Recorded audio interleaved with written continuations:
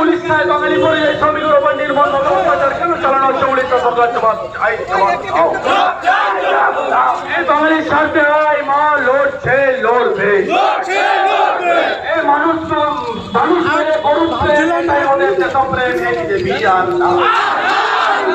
সিঙ্গুর থেকে শালমণি খেত মজুরের কান্না করিয়ে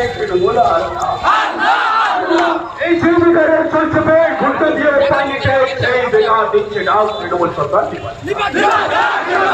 এই যে বেকারের চলছে পেট ঘুরতে দিয়ে পানিতে সেই বেকার দিচ্ছে ডাক তৃণমূল সরকার।